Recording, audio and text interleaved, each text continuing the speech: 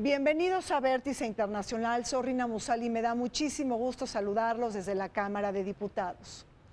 Hoy traemos hasta sus pantallas un tema sumamente complejo y espinoso en el mundo de las relaciones internacionales.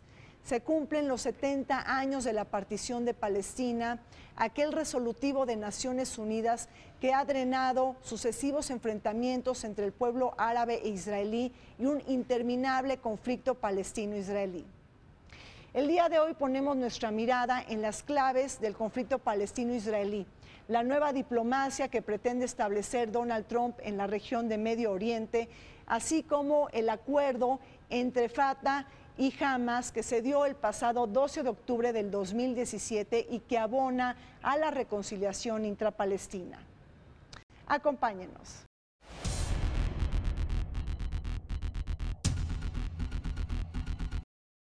Entre las principales claves del conflicto palestino-israelí está el hecho de que, tras la toma de Jerusalén Oriental en 1967, Israel reclama su soberanía, sosteniendo que aquella ciudad sagrada para cristianos, judíos y musulmanes es su capital. Además, acorde con el derecho internacional, Israel construyó ilegalmente asentamientos en los territorios ocupados tras la Guerra de los 6 días.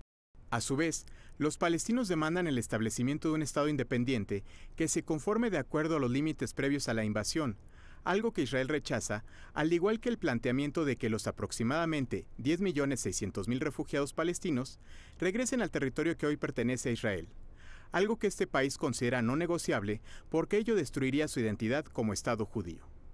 Por su parte, los palestinos se niegan a reconocer tal Estado, señalando que en Israel habita una minoría árabe que representa aproximadamente un 20% de la población, en tanto que tampoco están dispuestos a tolerar la presencia de minorías judías en un futuro Estado palestino, lo cual significaría que los asentamientos hebreos en Cisjordania tendrían que desaparecer por completo. En 1993 se firmaron los históricos Acuerdos de Oslo, diseñados para ofrecer una solución permanente en el conflicto palestino-israelí. Sin embargo, la intención fracasó ante la desconfianza de ambas partes. En el año 2000 hubo un intento de relanzar las negociaciones, pero nuevamente sin éxito. En junio de 2017, a pesar de ser una promesa electoral, el presidente Donald Trump firmó una orden provisional para detener el traslado de la embajada estadounidense de Tel Aviv a Jerusalén, con el propósito de darle una oportunidad a la paz entre Israel y Palestina. A 70 años de la división propuesta por la ONU, Israel coincide en postular que la solución son 2 estados para 2 pueblos, que consistiría en dividir el mandato de Palestina en un área para el pueblo judío y otra para el pueblo árabe, con límites aún sujetos a debate y a una eventual negociación. El año 2017 marca un parteaguas en el tablero geopolítico de Medio Oriente. Se cumplen los 100 años de la Declaración Balfour, aquella manifestación pública de Gran Bretaña que favoreció el establecimiento de un hogar nacional para los judíos. Se cumplen también los 50 años de la Guerra de los 6 días de 1967 entre Israel, Siria, Egipto y Jordania, cuyos resultados transformaron sustantivamente el mapa de la geografía de esta región estratégica del mundo. Pero también estamos próximos a cumplir los 70 años de la creación del Estado de Israel en el 2018. Es bajo este marco histórico, además de otros determinantes geopolíticos y coyunturas, que se ha desarrollado el conflicto palestino-israelí. Un conflicto que ha estado lacerado por la guerra, por la desesperanza, por el odio y por un proceso de paz que ha fallado una y otra vez para alcanzar acuerdos sustantivos para temas sumamente complejos y sensibles. Esta declaración de Balfour, desde ahí Inglaterra empezó a facilitar la migración de los judíos a Palestina. Cuando hablo de judíos, estoy hablando de todos los que tienen que ver con el movimiento sionista en aquel entonces, porque con los judíos nosotros no tenemos ningún problema. Todos vivíamos antes de la declaración de Balfour y antes de la fundación del movimiento sionista como palestinos. Nadie hablaba de judío, cristiano, musulmano. Esto no existía en Palestina hasta que el surgimiento del movimiento sionista internacional en 1897. Ajá. Ahí empezaron Este acontecimiento es un poco antes de la declaración de Balfour, y ahí ellos empiezan a hablar de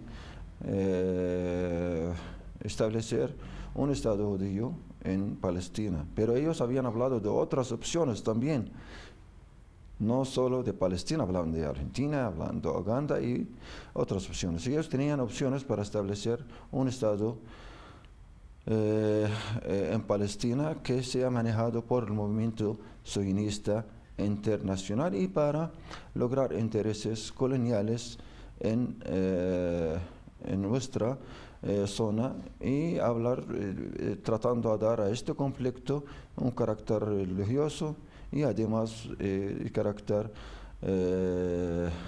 racista, con todo lo que han hecho contra nuestro pueblo. Después empieza el movimiento sionista cometiendo masacres contra nuestro pueblo. Hay que decir que ha sido una tremenda injusticia histórica contra el pueblo palestino por parte del gobierno de Gran Bretaña de esa época, en donde le ofrece, siendo la potencia mandataria de Palestina, le ofrece a los judíos un hogar en Palestina. Con la gran farsa, no digamos mito, porque eso implica algo positivo, de que era una tierra sin pueblo para un pueblo sin tierra.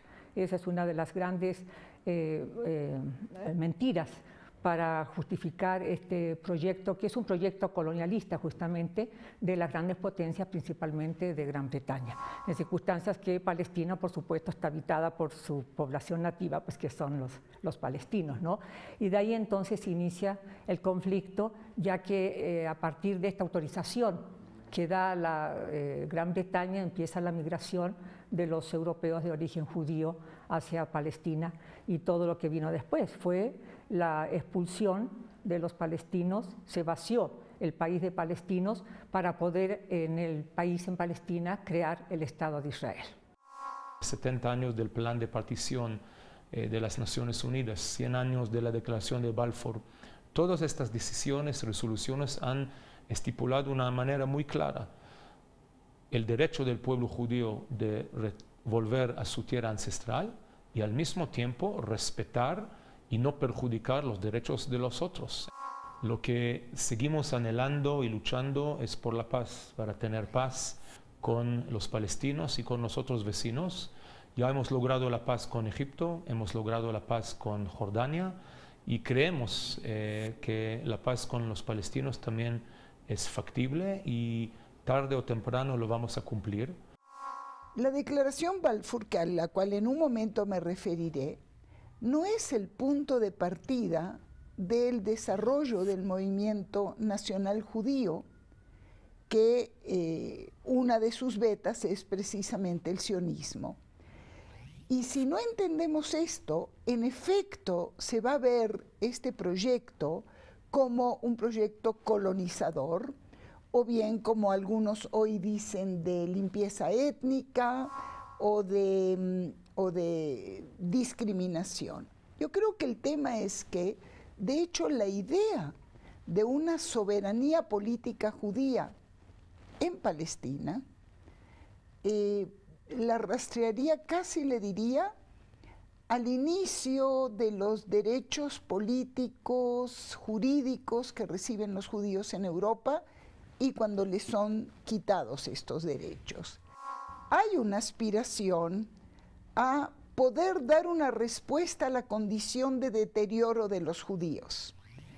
Una respuesta que tiene que ver con la posibilidad de un renacimiento cultural, una modernización, luchar por la igualdad jurídica y política en Europa Oriental y en el Imperio zarista, y comienza a generarse un movimiento intelectual, ideológico y político muy fuerte. El conflicto palestino-israelí ha probado los sinsabores que portan los intereses de las potencias regionales e internacionales. Cambios de gobiernos, inauguración y despedidas de ciclos políticos, prioridades cambiantes, transformaciones demográficas y los acomodos divergentes que marcan las coyunturas inmediatas del mundo árabe, el Medio Oriente y los países occidentales, que han reciclado este conflicto sin fin que se reproduce al calor de los nuevos determinantes geopolíticos del siglo XXI. El conflicto palestino-israelí se dirime como uno de los más complejos del mundo y es la principal clave de inestabilidad de Medio Oriente. A la solución fallida de dos estados le sigue la desconfianza mutua, los resentimientos cruzados y los esfuerzos diplomáticos malogrados que han fallado en poner fin a décadas de enfrentamiento. Nosotros estamos planteando la solución de dos estados. Toda la comunidad internacional apoya la resolución de dos estados. ¿De los acuerdos de Oslo? Sí, sí, sí. Ahora, esto para ponerlo en práctica hace falta una presión por parte de la comunidad internacional para poner esta solución en práctica.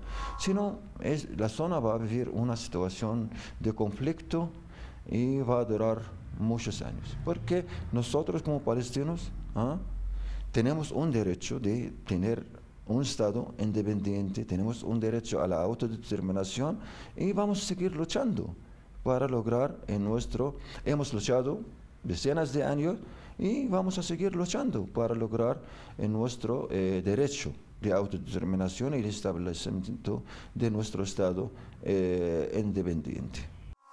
Y vienen luego los acuerdos de Oslo de 1993 que van a imposibilitar, en lugar de avanzar en solucionar el conflicto debido a un proceso de colonización que empezó cuando se conquista militarmente Gaza y Cisjordania en 1967. O sea, no solo fue una conquista militar del territorio, sino que de inmediato empezó un proceso de colonización, es decir, llegaron judíos de cualquier parte del mundo y también de Israel mismo a colonizar el territorio de Palestina, Cisjordania y de Gaza. Entonces ya no se podía hablar de la solución de dos estados, puesto que la Cisjordania especialmente se ha convertido en un montón de enclaves palestinos rodeados de bases militares y de las colonias judías. Estamos hablando de 630.000 colonos que viven en una población de 2,5 millones de palestinos. Entonces lo que hicieron los acuerdos de Oslo es una cortina de humo, decir que se estaba haciendo un proceso de paz para esta colonización. Entonces, ¿dónde se va a crear el Estado palestino? Cuando se dio el proceso de paz, cuando se dio inclusive los acuerdos de Oslo, aparecía como la esperanza que por primera vez los propios actores en la zona eran los que iban a decidir la situación, sin acudir a actores externos. Pero esto no se dio. Claro, debo decirle que el proceso de paz, el proceso de negociación, es valioso en sí mismo, muchas veces independientemente de las soluciones concretas, porque mientras hay negociación, se limita la violencia y las partes se legitiman mutuamente, se reconocen, ¿no? Este concepto es una política de Estado de todos los gobiernos de Israel, del pueblo de Israel. Queremos llegar a una resolución. Al final hay que acordar, uno negocia con su adversario. Es muy fácil sentarse con un amigo. Hay que sentarnos con nuestros adversarios y negociar. Pero la gran mayoría del pueblo de Israel quiere ya llegar a un acuerdo, una solución que va a, por supuesto, significar dos estados para dos pueblos. Frustrado su objetivo soberanista y congelado el proceso de paz, la elevación del estatus palestino en Naciones Unidas como Estado observador no miembro le dio una victoria diplomática a Mahmoud Abbas y a la Autoridad Nacional Palestina, un nuevo marcaje que rechazó Estados Unidos y que no pasó por el Consejo de Seguridad para convertirse en Estado de pleno derecho. Fue con el apoyo de 138 países que Palestina logró obtener un nuevo rango jurídico frente a la máxima organización internacional. Cabe subrayar que desde el año 2010, diversos gobiernos latinoamericanos reconocieron a Palestina como Estado. En épocas de José Luis Ignacio Lula da Silva y de Cristina Fernández de Kirchner, Brasil y Argentina reconocieron a Palestina como Estado bajo las fronteras definidas de 1967. Chile lo hizo en 2011 sin pronunciarse sobre la delimitación fronteriza, y otros países como Uruguay, Paraguay y naciones bolivarianas dieron el paso aun cuando privan sendas diferencias sobre asuntos cardinales vinculados a la seguridad, refugiados, asentamientos y la cuestión de Jerusalén. América Latina reconocen a Palestina como un Estado. Faltan pocos países y estamos trabajando con estos países. Hay 3 países que estamos trabajando con los cuales para que reconozcan a Palestina como un Estado, aunque tenemos relaciones diplomáticas. México reconoce a la solución, apoya a la solución de 2 estados. México también votó a favor del izamiento de la bandera palestina nacional. ¿Sí? Votó a favor del reconocimiento a Palestina como miembro observador en Naciones Unidas. Gaza y Cisjordania, según las Naciones Unidas, es un territorio ocupado. Y Naciones Unidas pidió a Israel que se retire de este territorio. Entonces, la pregunta que yo puedo hacer ahora, ¿por qué Israel no se retira de este territorio? Entonces, la pregunta que debemos hacer, ¿por qué Israel no se retira de este territorio y poner en práctica las resoluciones de Naciones Unidas? Esta es una de las preguntas, y responder a esta pregunta es una responsabilidad de la comunidad internacional. Ahora, Israel no se retira de este territorio, pero que al mismo tiempo está ampliando asentamientos y construyendo muros. Hay resoluciones claras de Naciones Unidas donde dicen que estos asentamientos son ilegales y se deben desmantelar. Entonces, Israel no hace caso. La última resolución es del Consejo de Seguridad. 14 países votaron a favor. La resolución 2334.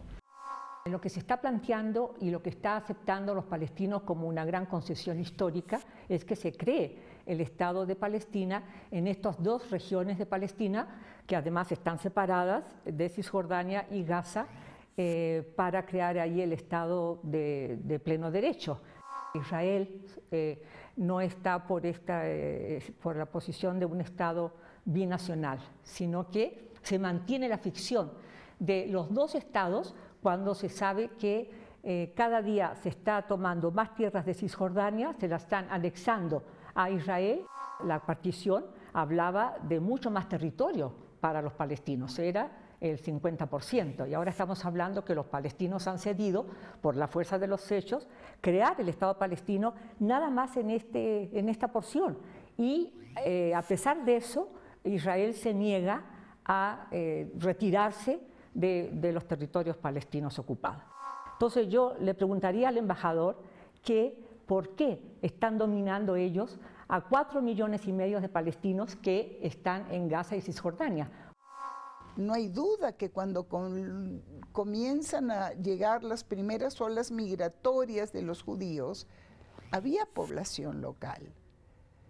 Yo diría, para ser preciso, que esa población local solo va tomando conciencia de una identidad nacional conforme va avanzando el antagonismo que se da precisamente con la población judía inmigrante que está llegando.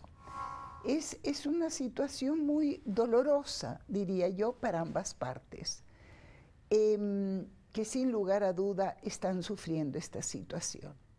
No hay aquí ganador alguno con el conflicto, ninguno. Todas las partes tienen intereses. El liderazgo palestino ha estado más de una vez sometido a intereses ajenos a la zona, y otro tanto ha sucedido con Israel. El famoso dicho Si hay voluntad, hay camino. Creo que todo es negociable. Sí, lo que necesitamos es que reconozcan al derecho del pueblo judío o del Estado de Israel de ser un país judío. Lo que no podemos tomar en riesgo o correr riesgo que hayan 3 estados para 2 pueblos. Y ahí ya es otra cosa que los palestinos tienen que resolver entre ellos. La paz no llega bajo la articulación de los actores políticos tradicionales. Las opciones militares y el apuntalamiento de misiles, de fusiles y de piedras no ha funcionado para drenar paz ante un pueblo lacerado por la guerra y la desesperanza. Pero tampoco las opciones más extremistas, islamistas, ideológicas y de resistencia han favorecido los diálogos de la paz y el bienestar cotidiano. La tan anhelada paz no se materializa para un conflicto que carga con diferencias históricas, religiosas, políticas y culturales, y tampoco llega por la vía de la diplomacia y de los posicionamientos regionales e internacionales. Y aquí la gran pregunta es si se puede construir paz desde abajo, es decir, desde los actores más nativos y locales.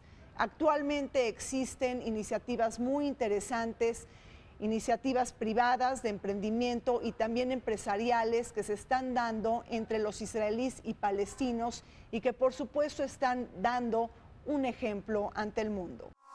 La Universidad Hebrea, por ejemplo, le da ciertas prebendas a sus estudiantes que participaron como soldados en el bombardeo a Gaza en el 2014, en el 2008, 2009. Ahora hay una campaña pacífica que emanó de la sociedad civil palestina y empezó en el 2005, que se llama el BDS, mejor conocida BDS, que se refiere a un boicot, desinversión y sanciones, por sus siglas en inglés, contra Israel.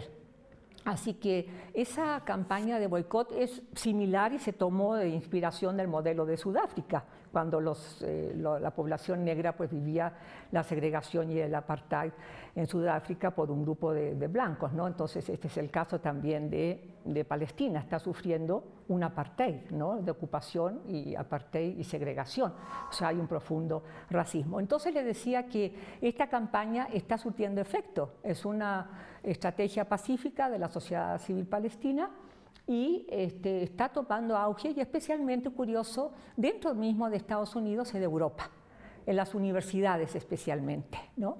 En donde hay boicot, se está viendo boicot deportivo, académico, económico, y se está dando bastante fruto y eso teme mucho Israel, porque no lo puede detener. Yo quiero aprovechar la ocasión para agradecer a todo el mundo que está trabajando por la paz, porque la paz es en nuestro anhelo y es un gran trabajo que están haciendo estas organizaciones para lograr el proceso de paz. La solución es muy fácil en la zona. Que Israel deje de pensar en una forma expansionista, que reconozca las resoluciones de las Naciones Unidas. Lo que nosotros estamos pidiendo es que se establezca nuestro Estado en los territorios ocupados de 1967 y hay 138 países que reconocen al Estado palestino. Y Palestina será reconocida como un miembro observador en Naciones Unidas. Y la bandera palestina está izada en Naciones Unidas. Estamos reconocidos en el UNESCO, en el Interpol, en varias organizaciones internacionales. Entonces, ¿por qué Israel no acepta? ¿Y cuál es la responsabilidad de la comunidad internacional? Yo creo que es muy importante pensar en la posibilidad de que se construye una sociedad civil, se refuerce una sociedad civil dentro del mundo palestino. Creo que sería muy importante. Cuando digo sociedad civil, digo la posibilidad de procesos como se han venido dando en efecto, de alternancia electoral, etcétera, pero también hay procesos de de no alternancia democrática que llevan a que ciertos liderazgos se perpetúen. Involucrar otros jugadores que no son ni de la región y no pueden imponer a ningún lado una resolución, no nos va a ayudar. Hay políticas, hay distintas iniciativas que van en contra del deseo y el espíritu, digamos, constructiva de llegar a un acuerdo de paz. Y si uno se fija hoy, donde estamos 22 años después de los acuerdos de Oslo, aunque no hemos logrado todavía una resolución pacífica con los palestinos, creo que los palestinos también van a admitir, estamos mucho mejor posicionados hoy que hace 22 años atrás.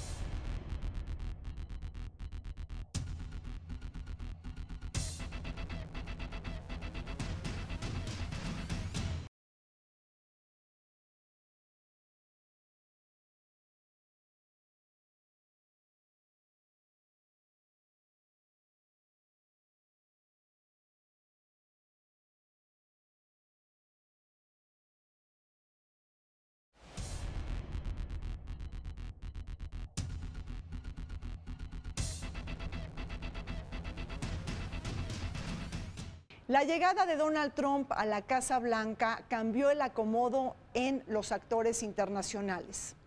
Bajo una fuente disruptiva del poder, Donald Trump busca desfundar el legado de Barack Obama en Medio Oriente, buscando desacreditar el programa nuclear iraní, pero también empoderando las relaciones estratégicas con Arabia Saudita. Ahí tenemos como punto de inflexión el acuerdo de armas por más de $100.000 millones. Un mensaje dirigido también al mundo árabe, que se encuentra dividido en las dos corrientes del Islam, el Islam sunita, pero también el chiita. Y aquí la pregunta es, ¿cómo fue interpretada la elección de Donald Trump por Israel y Benjamín Netanyahu, este último, el actor político que ha logrado la coalición más derechista en la historia de Israel? ¿Cuáles son las propuestas de esta consigna populista y nativista en Washington para estabilizar el Medio Oriente y destrabar el histórico conflicto palestino-israelí? Han hecho varias visitas, declarando de que ellos están trabajando para buscar una visión que pueda llegar a una solución del conflicto, y hacen visitas, exploran, y vamos a ver qué ellos pueden plantear en estos próximos meses. Los diferentes gobiernos de Estados Unidos, sean demócratas o republicanos, siempre han apoyado a Israel. Es una alianza que casi no tiene precedente, diría yo, en las relaciones internacionales, en donde hay un apoyo incondicional o casi incondicional a Israel. Israel haga lo que haga, usurpe Palestina, colonice, niegue el derecho del retorno de los refugiados palestinos, está intacta la relación y las críticas, las pocas críticas que ha habido, y en esto incluyo hasta Obama, ¿no? Ha habido críticas y reconocen que los colonos, la colonización es el principal obstáculo para lograr una solución justa al conflicto palestino-israelí. Jerusalén ya está completamente en un proceso de judaización y están expulsando a los palestinos de Jerusalén. Dentro de Israel mismo, hoy por hoy, yo creo que la sociedad, los partidos políticos, todos los actores también están en un debate interno muy serio, y con una gran voluntad en sectores muy importantes de defender la solución de dos estados. En principal lugar es volver a la mesa de negociaciones, porque el único que puede realmente hacer la paz entre Israel y los palestinos son los israelíes y los palestinos, no a través de ningún otro país o poder mundial. Y tenemos fe en que los palestinos van a retomar y volver a esa mesa de negociación con nosotros.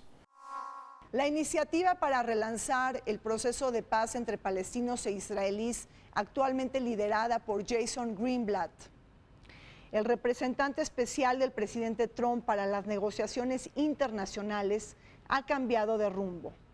Bajo declaraciones ambiguas y contradictorias, Washington buscaba desvincularse de la posición tradicional que Estados Unidos había tomado en cuanto a la solución de dos estados en las conversaciones de paz y su intención de trasladar la embajada estadounidense de Tel Aviv a Jerusalén. Un hecho que oficializaría el reconocimiento de la soberanía israelí sobre su capital histórica, el pronunciamiento que resultó hueco bajo la narrativa trumpista debido a sus riesgosas implicaciones geopolíticas y estratégicas. Hay que recordar que para Israel ningún acuerdo de paz que incluya la división de Jerusalén sería aceptable ni exitoso. Jerusalén, la parte este, Israel ocupó en 1967 y después lo anexa a Israel como una parte de Jerusalén unificada como capital de Israel. Y esto está en contra de las resoluciones de las Naciones Unidas. ¿Por qué está Israel actuando como si fuera por encima de la ley? Está violando las resoluciones de la comunidad internacional y no se le aplica nada. Entonces, esto no pone en peligro la estabilidad en la zona, no pone en peligro todos los conceptos y valores que hemos luchado a lo largo de todo este tiempo para establecer un mundo de convivencia, de justicia. ¿Acaso el ejemplo que está dando Israel en nuestra zona no se puede copiar por otras potencias y entramos en otros problemas a nivel mundial? Entonces, ante todas estas preguntas, la comunidad internacional tiene una gran responsabilidad. La ocupación se ha dado de una manera inclusive peor y la vida cotidiana se ha traducido en una opresión, una crueldad de la ocupación que el público, la opinión pública no lo conoce. Es decir, diario los palestinos son asesinados, diario los palestinos les destruyen sus casas, diario los palestinos los expulsan y entonces hay también una acumulación de refugiados internos. Entonces, ¿a título de qué? Y esto se puede hacer porque hay una gran impunidad y que la comunidad internacional, entendiéndola como Estados Unidos y que es seguida por la Unión Europea, no dice nada. O sea, teóricamente se dice que se tienen que retirar, median muchas resoluciones de Naciones Unidas que le exigen retirarse, pero como hay una impunidad total a toda esta represión y todo lo que significa la ocupación y colonización, Friedman era el abogado de Trump y él entonces está encargado de las negociaciones, incluso tiene propiedades en Cisjordania, apoya con millones de dólares todos los años a una de las colonias más grandes que hay ahí.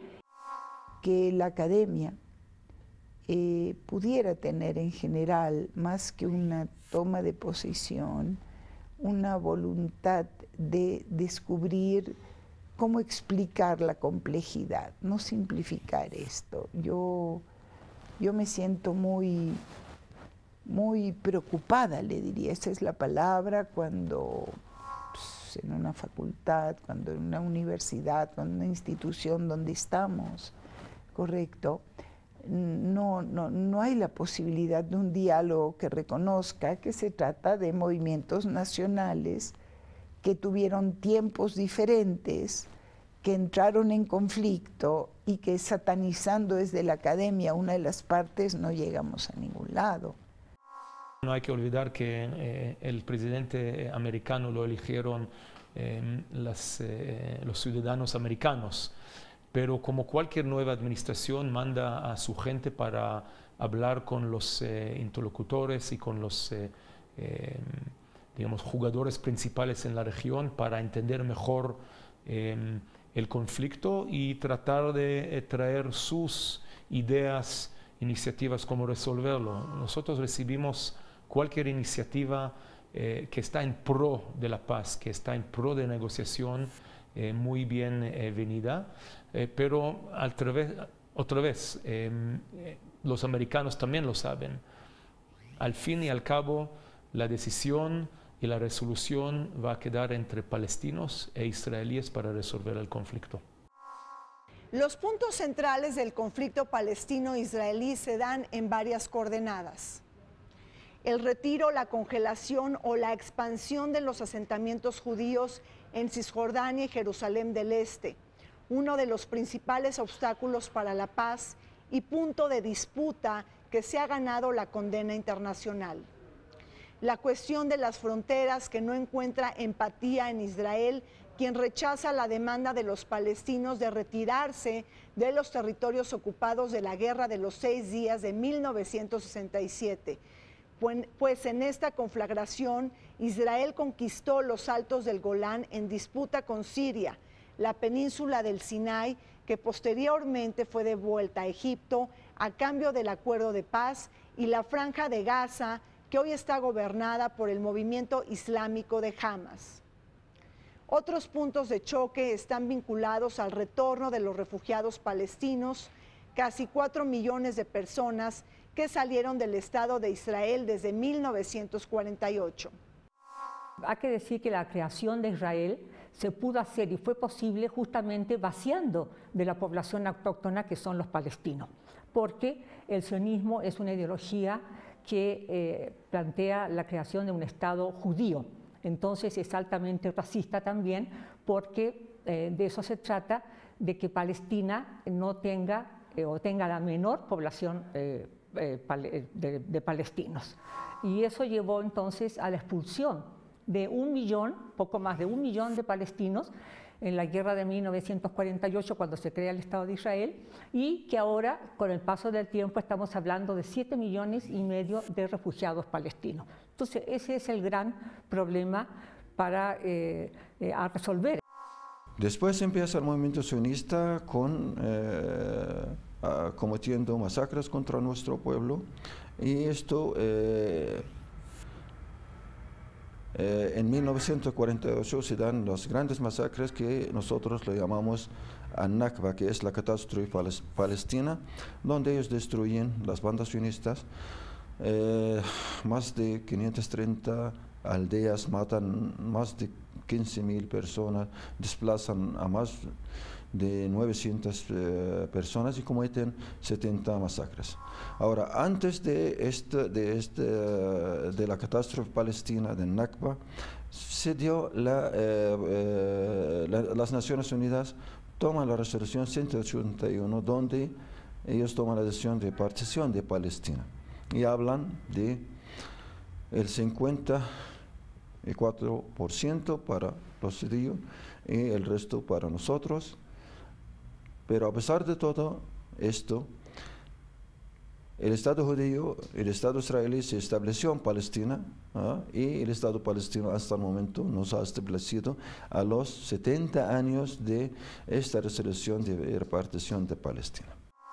Lo que yo plantearía es que en esta posibilidad de recordar, celebrar, lamentar, como señala, yo entiendo, para la población palestina eso se ha planteado como la gran derrota, ¿no es cierto? La Nakba. Bueno, las décadas históricas nos llevan a pensar que hay modos, necesidades y obligaciones del liderazgo para con la población de mirar hacia adelante y ver qué tipo de puente se puede dar. Creo que la partición de Palestina, así como dije, la declaración Balfour, si no habría habido una movilización política de parte del propio liderazgo judío, no se hubiera dado. La paz es muy fácil, o sea, tenemos la paz con Egipto y con Jordania, hemos aprobado que se puede lograr la paz. Lo que tenemos que hoy en día es eliminar los elementos extremistas, principalmente el terrorismo islámico. Seamos sinceros, el conflicto palestino-israelí no es hoy el problema en el Medio Oriente. Vimos lo que pasó trágicamente este fin de semana en Egipto, en lo cual musulmanes están atacando a otros musulmanes. y hay masacres y hay guerras civiles en la región. Entonces creo que realmente el conflicto palestino-israelí entre palestinos y entre judíos es algo que deberíamos poder resolver, no dejando a estos elementos organizaciones terroristas como Hamas, Hezbollah, Yihad Islámico, ISIS y otros convergentes que amenazan a sus propios pueblos y a sus propias religiones, y ellos no están realmente dándonos la paz para, o digamos, el ambiente para sentar y negociar la paz.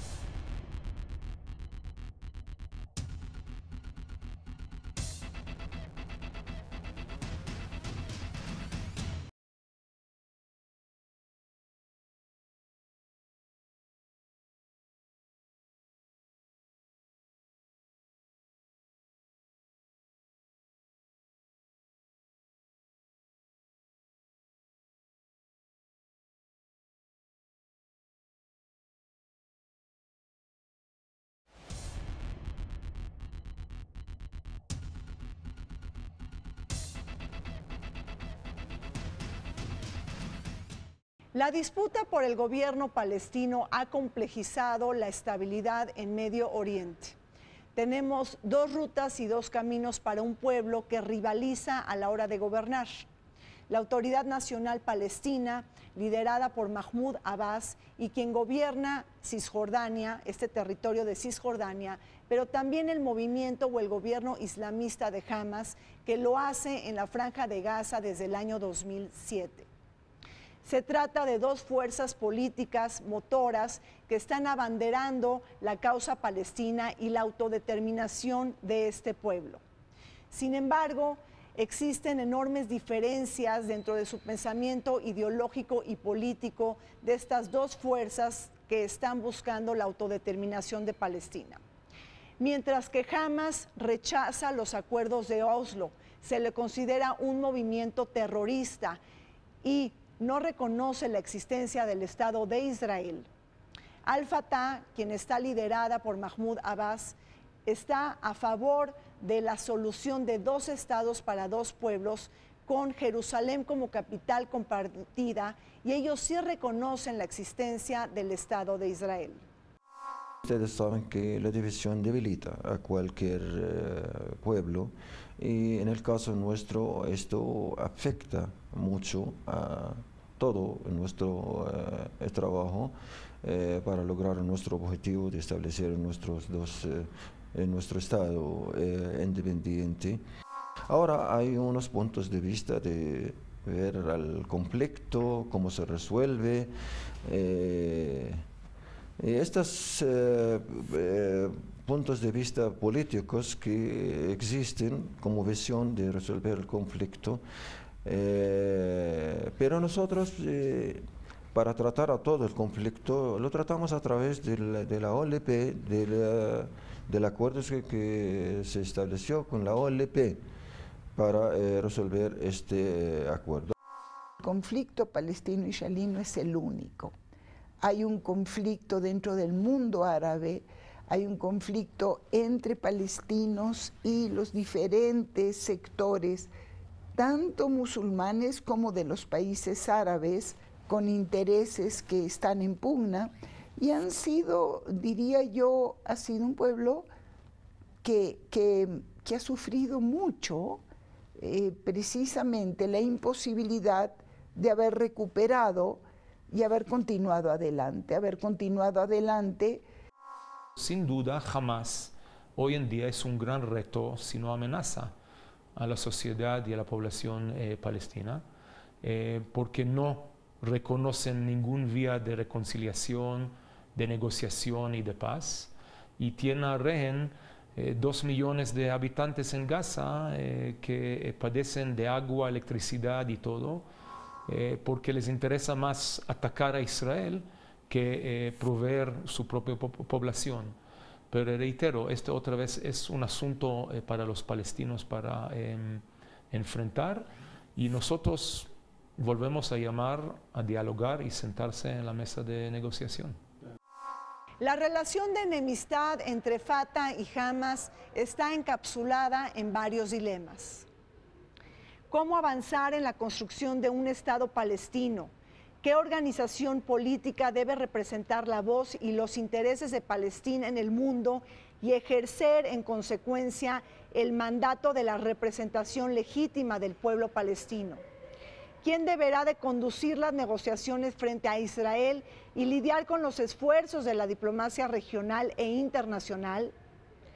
Recordemos que en el camino hostil de la enemistad y la rivalidad se prendió una veladora en la historia palestina cuando se proclamó un gobierno de unidad nacional entre Hamas y la Autoridad Nacional Palestina en 2014, un histórico acuerdo que obligó al gobierno de Gaza a tomar posiciones más pragmáticas frente a Israel. Como en todas partes del mundo hay puntos de vista de carácter ideológico, ¿no? Y diferencias en el concepto. Por ejemplo, la ideología de Hamas, una ideología islámica, ¿no? Y ese es el principal. ¿Como más secular? Más laica, sí, más en esto, sí, está abierta. Recuerde el famoso lema de dividir para reinar. Entonces, esto es lo que ha sido la política de Israel con respecto a las dos grandes fuerzas políticas que son Hamas y Fatah. En realidad, cuando empezó la llamada Primavera Árabe, le estoy hablando de los movimientos de la población, de la juventud en algunos países árabes, como resultado de esta primavera árabe positiva para los palestinos fue que la población palestina llamaba a la reconciliación entre las dos partes, de Fatah y Hamas. Y hubo una reconciliación mediada por el gobierno de Egipto, eso fue en el 2011, pero después siguió esta reconciliación. Pero creo que aquí hay más que un actor. Los propios países árabes, las propias fragmentaciones internas. Mire, el acuerdo reciente entre Hamas y la Autoridad Palestina, exacto, es parte de señalar las hegemonías cambiantes, el lugar de Egipto, la distancia de Qatar, Irán, que está en el lugar, la tragedia en Siria, que no podemos no atender, una masacre, un luto tremendo. Creo que esto nos habla de que se trata de un conflicto que tiene muchos actores y que sería importante tratar de ver la capacidad de acción de estos diferentes. Pese al cúmulo de contrariedades y discrepancias que ha acompañado a las dos facciones gobernantes de Palestina, el gobierno de unidad nacional conformado en 2014 no logró paliar el control de Gaza por parte de Hamas.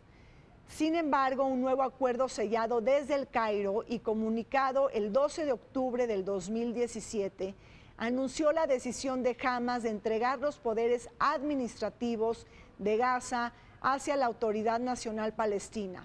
Una victoria relevante para Mahmoud Abbas, quien había dictado medidas muy severas a propósito de reducir la electricidad en la Franja de Gaza y recortar los salarios de funcionarios del gobierno.